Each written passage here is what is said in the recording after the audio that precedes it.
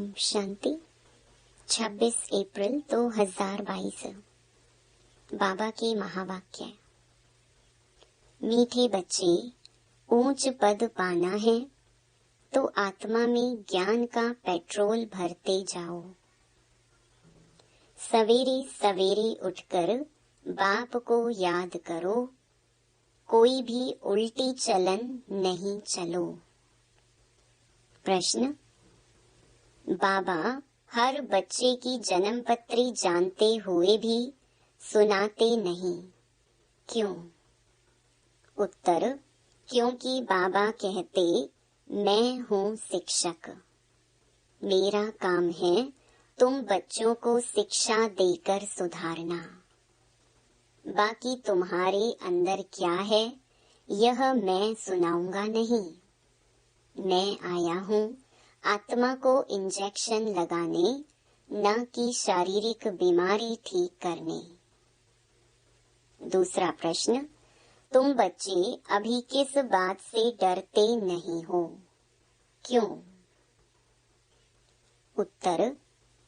तुम अभी इस पुराने शरीर को छोड़ने से डरते नहीं हो, क्योंकि तुम्हारी बुद्धि में है हम आत्मा अविनाशी हैं।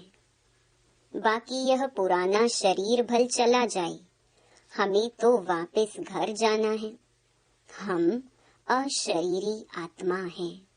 बाकी इस शरीर में रहते बाप से ज्ञान अमृत पी रहे हैं। इसलिए बाबा कहते, बच्चे सदा जीते रहो, सर्विसेबल बनो तो आयु बढ़ती जाएगी। गीत बचपन के दिन भुला न देना। ओम शांति। बच्चों ने गीत सुना जिसको अब मम्मा बाबा कहते हैं, उनको भुलाना नहीं है। गीत जिन्होंने बनाया है वह तो अर्थ को समझते नहीं हैं। यह निश्चय ही नहीं है कि हम उस परम पिता परमात्मा की संतान हैं। उस परम पिता परमात्मा को पतितों को पावन बनाने के लिए आना पड़ता है। कितनी ऊंची सर्विस पर आते हैं, उनको कोई अभिमान नहीं है। उसको कहा जाता है निरहंकारी। उनको निश्चय बुद्धि व देही अभिमानी होने की बात नहीं। वह कब संशय में आते नहीं। देह अभिमानी बनते ही नहीं। मनुष्य देह अभिमानी बनते हैं तो फिर देही अभिमानी बनने में कितनी मेहनत लगती है। बाबा कहते हैं, अपने को आत्मा समझो। मनुष्य तो कह देते हैं, अपने को परमात्मा समझो। कितना फर्क है। एक तरफ याद करते हैं पतित पावन को, फिर कहते हैं सब में परमात्मा है। उनको जाकर समझाना है, बाबा देखो कहाँ से आया है तुम बच्चों को सुधारने के लिए। जिनको पक्का निश्चय है वह तो कहते हैं, बरोबर आप हमारे माता पिता हो। हम आपकी श्रीमत पर चल श्रेष्ठ देवता बनने के लिए यहाँ आए हैं। परमात्मा तो सदैव पावन ही पावन है। उनको बुलाते हैं पतित दुनिया में आओ, तो जरूर पतित शरीर में ही उसको आना पड़ेगा। पतित दुनिया में तो पावन शरीर होता ही नहीं। तो बाप देखो कितना निरहंकारी है। पतित शरीर में आना पड़ता है।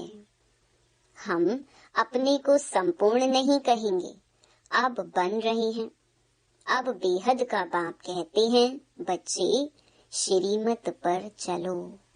बाप श्रीमत देते हैं, सवेरे उठकर याद करो तो पाप भस्म हो जाएं।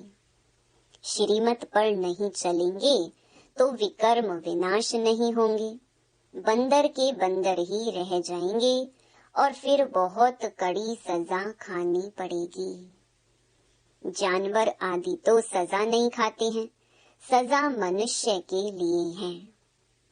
अगर बैल किसको मारता है वह मर भी जाए तो क्या उनको जेल में डालेंगे?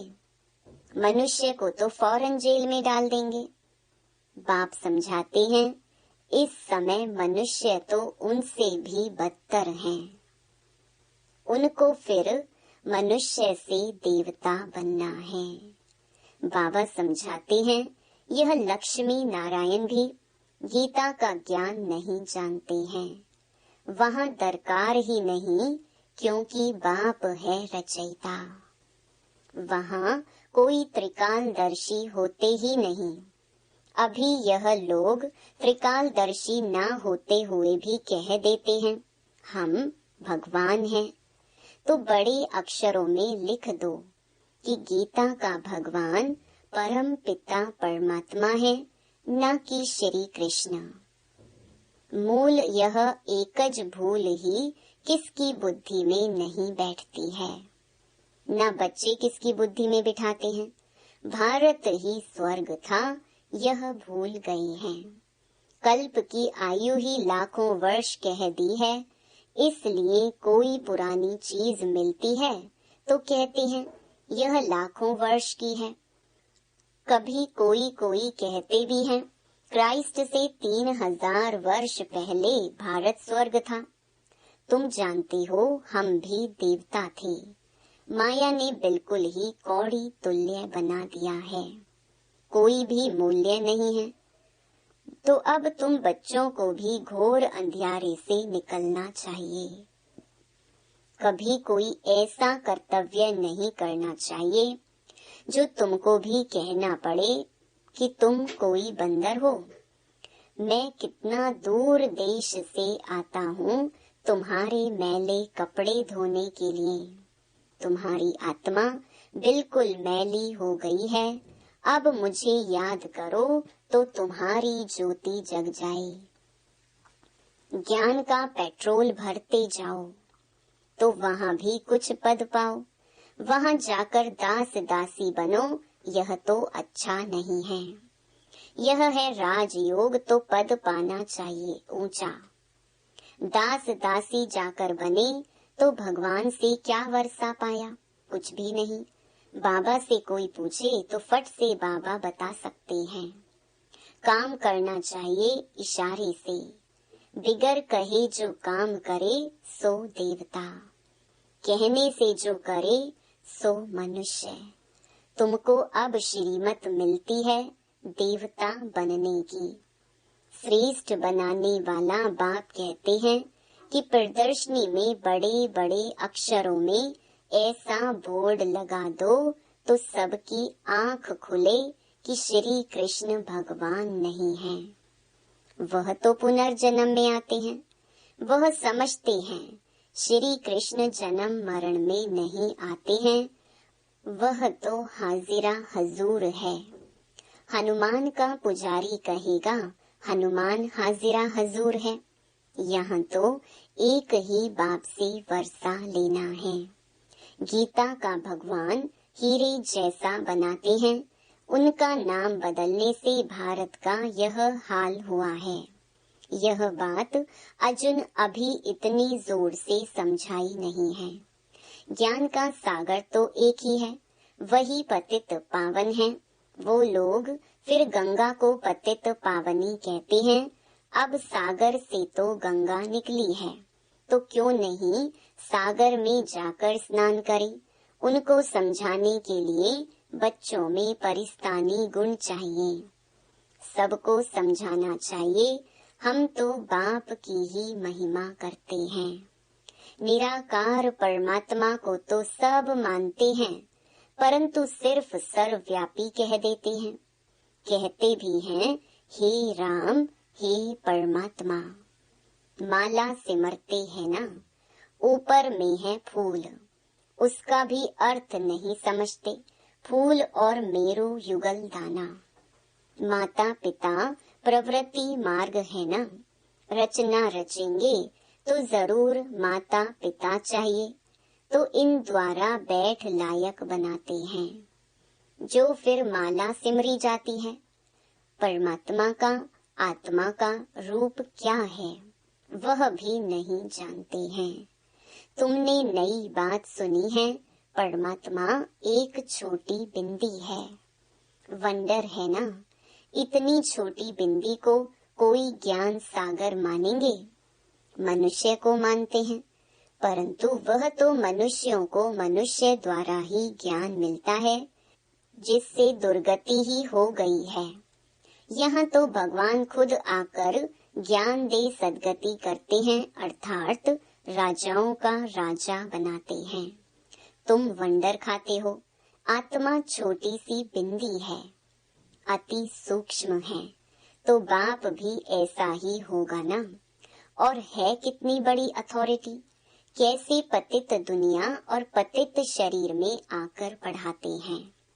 लोग क्या जाने इन बातों को, वह तो उल्टे लटके हुए हैं। अब बाप फरमान करते हैं, जो मेरी मत पर चलेंगे वही स्वर्ग का मालिक बनेंगे।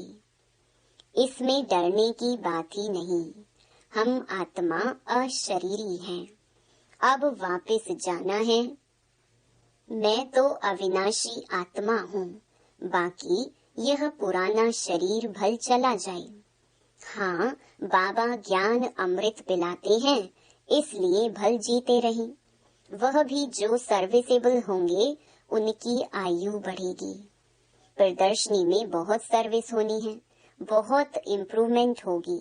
श्री कृष्ण की महिमा और परमात्मा की महिमा में बहुत फर्क है।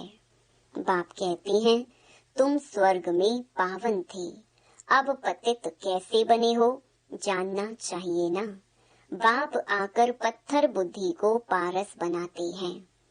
ईश्वरीय संतान को कभी भी किसको मनसा वाचा कर्मणा दुख नहीं देना चाहिए। बाप कहते हैं, दुख देंगे तो महान दुखी होकर मरेंगे। हमेशा सबको सुख देना चाहिए। घर में मेहमानों की बहुत अच्छी सेवा की जाती है। यह पुराना शरीर है, भोगना भोग, हिसाब किताब चुकतू करना है। इसमें डरना नहीं है, नहीं तो फिर सजा खानी पड़ेगी। बहुत मीठा बनना है। बाप कितना प्यार से समझाते हैं। कमाई में कभी उबासी व झुटका नहीं आना चाहिए। बाप कहते हैं, मुझे याद करने से तुम सदा निरोगी बन जाएंगे। तुमको स्वर्ग में ले चलने आया हूँ, तो कोई भी कुकर्म मत करो। संकल्प तो बहुत आएंगे, फलानी चीज उठाकर खा ले, इनको भाकी पहन ले वे। अरे बाप तो बच्चों की जन्म पत्री जानते हैं, इसलिए मैनर्स अच्छी धारण करनी है। बाप कहते हैं, मैं सभी की जन्म पत्री जानता हूँ, परंतु एक एक को बैठ सुनाऊंगा क्या कि तुम्हारे अंदर क्या है। मेरा काम है शिक्षा देना। मैं तो टीचर हूँ, ऐसे नहीं। बाबा तो जानते हैं, हमारी दवाई आपे ही भेज देंगे। बाबा कहेंगे, बीमारी है तो डॉक्टर के पास जाओ। हाँ, सबसे अच्छी दवाई है योग। बाकी मैं कोई डॉक्टर थोड़े ही हूँ जो बैठ दवाई दूंगा। हाँ, कभी दे भी देता हूँ, ड्रामा में कुछ नोंद है तो। बाकी मैं तुम्हारी आत्मा को इंजेक्शन लगाने आया हूँ।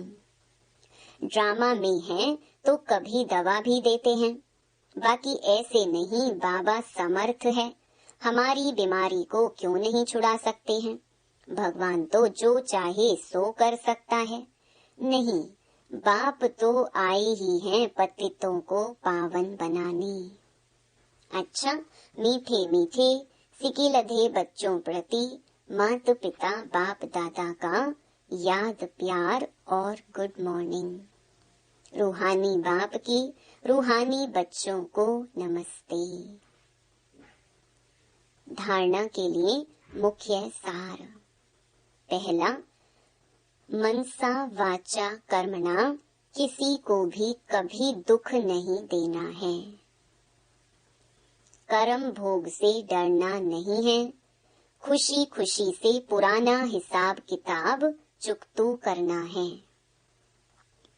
दूसरा, संकल्पों के वश हो कोई भी कुकर्म नहीं करना है। अच्छे मैनर्स धारण करने हैं। देवता बनने के लिए हर बात इशारे से समझ करनी है, कहलवाना नहीं है। वरदान, बेहद के संपूर्ण अधिकार के निश्चय और रूहानी नशे में रहने वाले सर्वश्रेष्ठ संपत्तिवान भव। वर्तमान समय आप बच्चे ऐसे श्रेष्ठ संपूर्ण अधिकारी बनते हो जो स्वयं ऑलमाइटी अथॉरिटी के ऊपर आपका अधिकार है।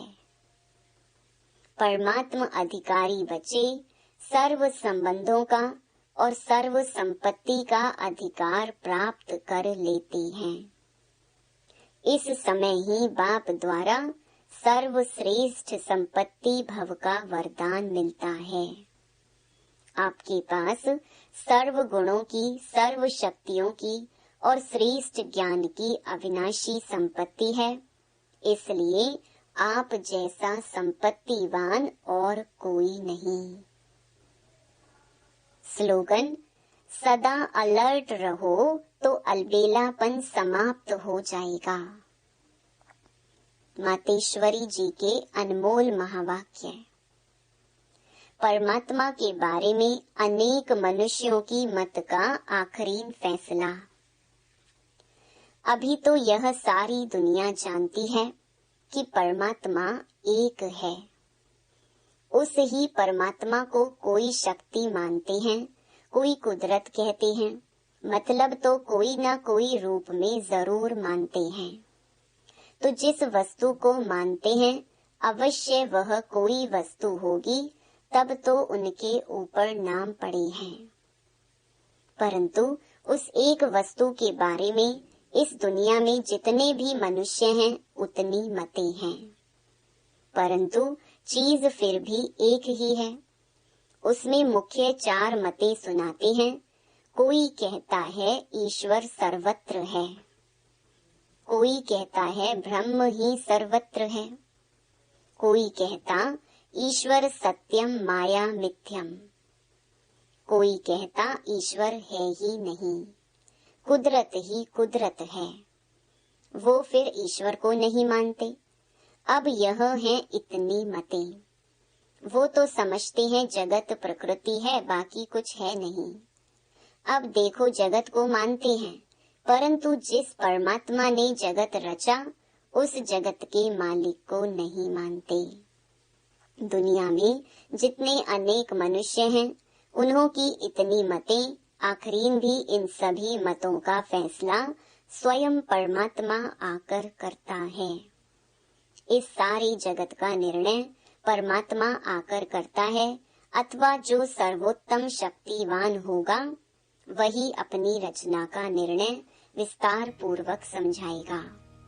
वही हमें रचता का भी परिचय देते हैं और फिर अपनी रचना का भी परिचय देते हैं। अच्छा, ओम शांति। मेरे मीठे मीठे भाई और बहनों, बाबा के इस अनमोल खजाना यानी ज्ञान रूपी मुरली को जन जन तक पहुंचाना हम सब की कर्तव्य नहीं बल्कि धर्म है। मैं तो अपना धर्म निभा रही हूँ, अब आपकी बारी। आप भी अपनी व्हाट्सएप और फेसबुक और दूसरे सोशल मीडिया के ग्रुप में शेयर कीजिए। क्या पता आपके इस नेक काम की वजह से किसी की जिंदगी जीने की एक नई राह मिल जाए। और हाँ, आप भी इस YouTube चैनल को सब्सक्राइब कर लीजिएगा ताकि आपको भी रोजाना बाबा की मुरली को सर्च करना ना पड़े। शिव बाबा की अमृत वर्षा हम सब पर ऐसे ही बरसती रहे।